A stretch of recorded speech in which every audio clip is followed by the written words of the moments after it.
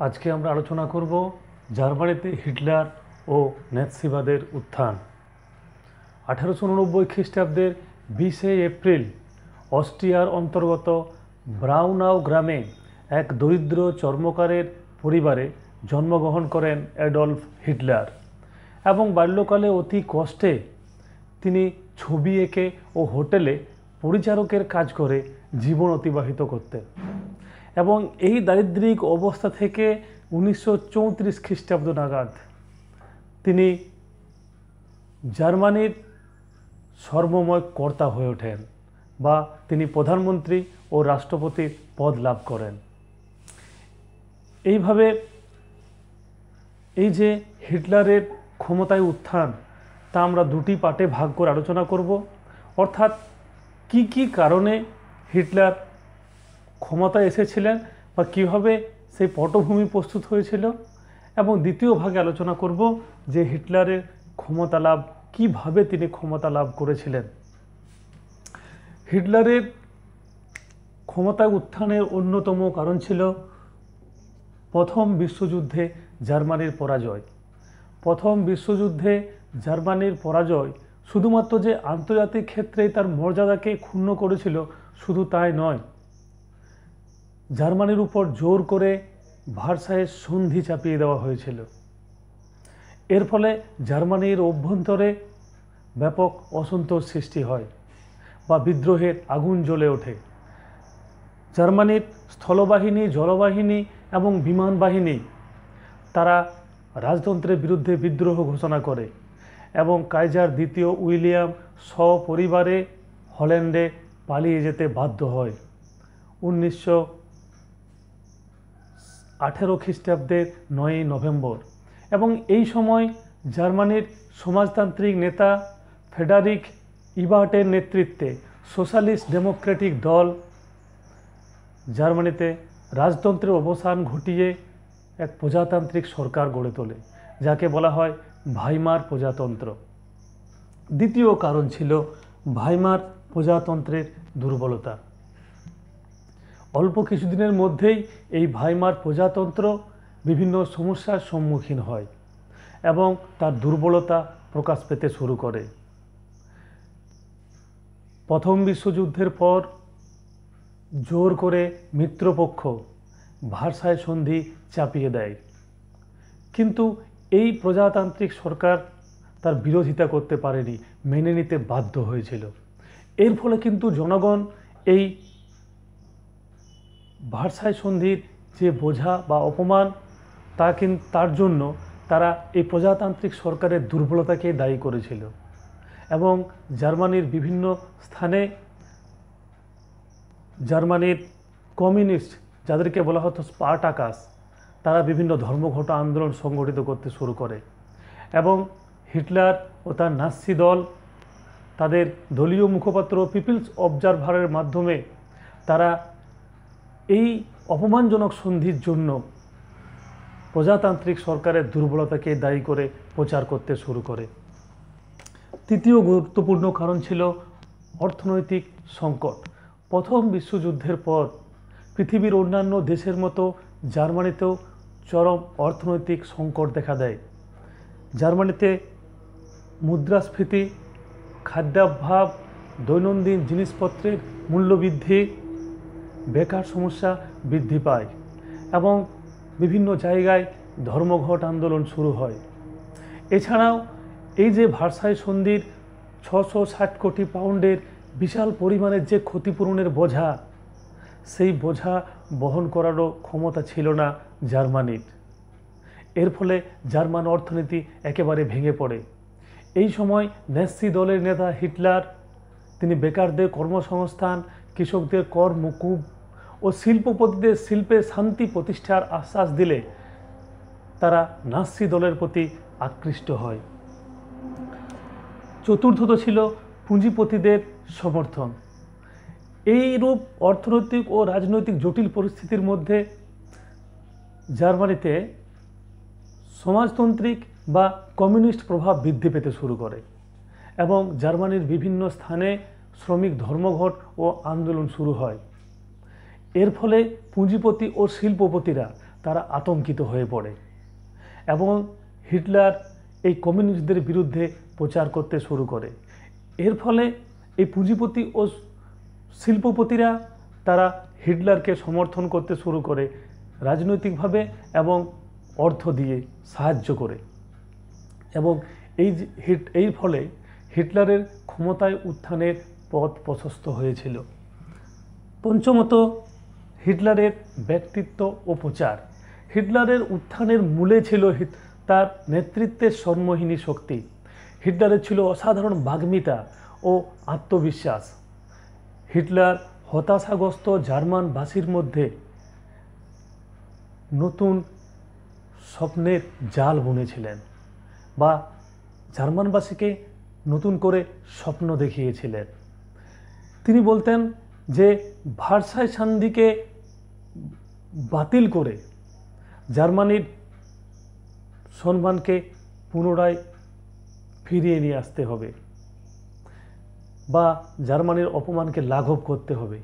দ্বিতীয়ত, সমস্ত জার্মান ভাষাভাষী মানুষদেরকে নিয়ে এক ঐক্যবদ্ধ ও শক্তিশালী জার্মান রাষ্ট্র গঠন করতে হবে। তৃতীয়ত, জার্মানি পুনরায় ঔপনিবেশিক সাম্রাজ্য গঠন করতে হবে। এছাড়াও তিনি বলেন যে সমগ্র বিশ্বের মধ্যে শুধুমাত্র জার্মানরাই হলো প্রকৃত আর্য জাতি এবং এই পৃথিবীর শ্রেষ্ঠ জাতি হিসেবে তারা পৃথিবীর অন্যান্য যে সমস্ত বর্ণসংকর জাতিগুলি আছে তাদের উপরে আধিপত্য প্রতিষ্ঠা করবে। এটি হলো প্রকৃতির নিয়ম। এবং এই যে তিনি তত্ত্বের কথা বলেন, এই তত্ত্বটিকে বলা হয় হেরেনবার্গ তত্ত্ব। এর ফলে জার্মানবাসী হিটলারের প্রতি আস্থা রাখতে শুরু করে। ষষ্ঠত, অস্থির রাজনৈতিক পরিস্থিতি। 1919 থেকে 1933 খ্রিস্টাব্দের মধ্যে জার্মানিতে মোট 19টি মন্ত্রিসভা গঠিত হয়, কিন্তু কোনো মন্ত্রিসভায় স্থায়িত্ব লাভ করতে পারেনি এবং তারা জার্মানির কোনো একটি সমস্যার সমাধানও করতে পারেনি।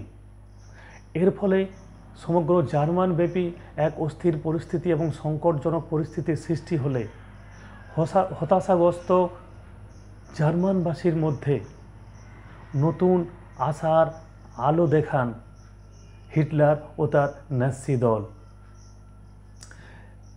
এইভাবে জার্মানিতে হিটলারের ক্ষমতায় উত্থানের পটভূমি প্রস্তুত হয়েছিল বা এইগুলি ছিল হিটলারের ক্ষমতায় উত্থানের অন্যতম কারণ। এখন আমরা আলোচনা করব হিটলার কিভাবে ক্ষমতা দখল করেছিলেন এবং এই যে হিটলারের ক্ষমতা দখল তাকে আমরা তিনটি পয়েন্টে আলোচনা করতে পারি। প্রথমত, তিনি এই হিটলারের নাৎসি দল গঠন, দ্বিতীয়ত তার মেইন কেম রচনা ও তার প্রচার, এবং তৃতীয়ত নির্বাচনের মাধ্যমে হিটলারের ক্ষমতা লাভ। হিটলার ছিলেন ইহুদি বিদ্বেষী ও উগ্র জাতীয়তাবাদের সমর্থক। 1919 খ্রিস্টাব্দে তিনি জার্মান ওয়ার্কার্স পার্টি বা শ্রমিক দলে যোগদান করেন এবং কিছুদিনের মধ্যেই তিনি এই দলের নেতৃত্ব গ্রহণ করেন এবং তার কিছুদিনের মধ্যেই এই দলের নাম পরিবর্তন হয় এবং এই দলের নতুন নামকরণ হয় national socialist German workers party বা সংক্ষিপ্ত বলা যায় নাৎসি দল। এই দলের লক্ষ্য ছিল ভার্সাই সন্ধি বাতিল করে এক শক্তিশালী জার্মান রাষ্ট্র গঠন করা, ইহুদি, ক্যাথলিক ও কমিউনিস্টদের বিরোধিতা করা, বেকার সমস্যার সমাধান, আমূল ভূমি সংস্কার ও নারী ও শিশুদের কল্যাণ, এই সমস্ত কর্মসূচি গ্রহণ করতে শুরু করে এই নাৎসি দল। এছাড়াও এই যে নাৎসি দল, এই নাৎসি দলের সংগঠন ছিল মজবুত। তারা বেকার যুবকদেরকে নিয়ে গড়ে তুলেছিল ঝটিকা বাহিনী, স্টর্ম স্টুপার্স, যারা নাৎসি দলের বিভিন্ন সভা ও সমিতিগুলিকে পাহারা দিত এবং এরা বাদামি রঙের পোশাক পরত বলে এদেরকে ব্রাউন শার্টও বলা হতো। এদের উপরে ছিল এলিট গার্ড বাহিনী, যারা নাৎসি দলের নেতাদের জীবনকে রক্ষা করত। এছাড়াও ছিল গেস্টাপো নামে গুপ্ত বাহিনী, এছাড়াও ছিল নারী ও যুব বাহিনী। এইভাবে বিভিন্ন বাহিনীর সমন্বয়ে এক শক্তিশালী সংগঠন ছিল এই নাৎসি দলের, যার প্রতি জার্মানবাসী ভরসা রাখতে শুরু করেছিল। এছাড়াও এই ন্যাসি দলের পতাকা ছিল রক্তবর্ণ এবং তার মাঝে সাদা রঙের মধ্যে ছিল স্বস্তিক চিহ্ন। এছাড়াও এদের মুখপত্র ছিল পিপলস অবজারভার। এই সময় 1923 খ্রিস্টাব্দে সেনাপতি লুডেনডর্ফের সহযোগিতায় হিটলার প্রজাতান্ত্রিক সরকার বা ভাইমার প্রজাতন্ত্রের উচ্ছেদ ঘটাতে গেলে তাকে কারারুদ্ধ হতে হয় এবং তিনি কারাগারে বসে বসেই এই সময় তার আত্মজীবনী মেইন ক্যাম্প বা আমার সংগ্রাম রচনা করেন এবং 1925 খ্রিস্টাব্দে এই পুস্তক প্রকাশের সঙ্গে সঙ্গেই তা ব্যাপক জনপ্রিয়তা লাভ করে এবং এই আমার সংগ্রাম বা মেইন ক্যাম্প ন্যাসি দলের আদর্শ হয়ে ওঠে এবং এই বইটিকেই বলা হয় ন্যাসি দলের বাইবেল। এছাড়াও এই সময় বেকার যুবক, কৃষক, শিল্পপতি ও পুঁজিপতিদের সমর্থনে এই এবং হিটলারের এই প্রচারের মাধ্যমে ন্যাসি দলের জনপ্রিয়তা ও শক্তি বৃদ্ধি পেতে শুরু করে এবং 1930 খ্রিস্টাব্দের নির্বাচনে ন্যাসি দল 107টি আসন লাভ করে, কিন্তু কিছুদিনের মধ্যেই তারা তাদের জনপ্রিয়তা বাড়িয়ে 1932 খ্রিস্টাব্দের নির্বাচনে ন্যাসি দল 608টি আসনের মধ্যে 230টি আসন লাভ করে এবং জার্মান প্রজাতন্ত্রের প্রেসিডেন্ট হিন্ডেনবুর্গ হিটলারকে প্রধানমন্ত্রিত্ব পদ লাভ করার জন্য আহ্বান করলে হিটলার জাতীয়তাবাদী দলের সঙ্গে হাত মিলিয়ে তিনি 1933 খ্রিস্টাব্দের জানুয়ারি মাসে জার্মান প্রজাতন্ত্রের প্রধানমন্ত্রী বা চ্যান্সেলরের পদ লাভ করেন। কিন্তু এই জাতীয়তাবাদী দলের সঙ্গে হাত মিলিয়ে কাজ করতে কিছু সমস্যা দেখা দেওয়ায় পুনরায় 1933 খ্রিস্টাব্দের মার্চ মাসে নির্বাচন হয় এবং সেই নির্বাচনে ন্যাসি দল 288টি আসন লাভ করে। ফলে তারা একক সংখ্যাগরিষ্ঠ কিন্তু লাভ করতে না পারায় পুনরায় বিভিন্ন দলগুলিকে বা অন্যান্য দলগুলিকে সঙ্গে নিয়ে সরকার গঠন করে। এর ফলে দেশে এক সংকটজনক পরিস্থিতি সৃষ্টি হলে জার্মানির পার্লামেন্ট বা রাইখস্ট্যাগ তারা জার্মানিকে বা এই জার্মানির প্রধানমন্ত্রী হিটলারকে বিশেষ অধিকার দেয় স্বাধীনভাবে কাজ করার জন্য এবং 1934 খ্রিস্টাব্দে প্রেসিডেন্ট হিন্ডেনবুর্গের মৃত্যু ঘটলে হিটলার প্রেসিডেন্ট ও প্রধানমন্ত্রী দুটি পদেই নিজে দখল করে নেয় এবং কিছু দিনের মধ্যেই তিনি জার্মানির ইহুদি, কমিউনিস্ট, অন্যান্য যে সমস্ত বিরোধী দল ছিল বা বিরোধীদেরকে গুপ্ত হত্যা, কারারুদ্ধ ও বিভিন্ন দমন পীড়ন, অত্যাচার এবং শোষণের মাধ্যমে তাদেরকে জার্মানি থেকে প্রায় বিলুপ্ত করে দেয় এবং জার্মানিকে একেবারে বিরোধী শূন্য করে দেয় এবং তিনি তার চরম একনায়কতান্ত্রিক সরকার প্রতিষ্ঠা করে। এইভাবে 1934 খ্রিস্টাব্দের মধ্যে তিনি জার্মানির সর্বময় কর্তা হয়ে ওঠেন এবং নিজেকে ফুয়েরার বা জগতের নেতা হিসেবে ঘোষণা করেন এবং পরবর্তীকালে দৃঢ় পদক্ষেপ নিয়ে সমগ্র বিশ্বব্যাপী জার্মানির আধিপত্য প্রতিষ্ঠা করতে চেষ্টা করে।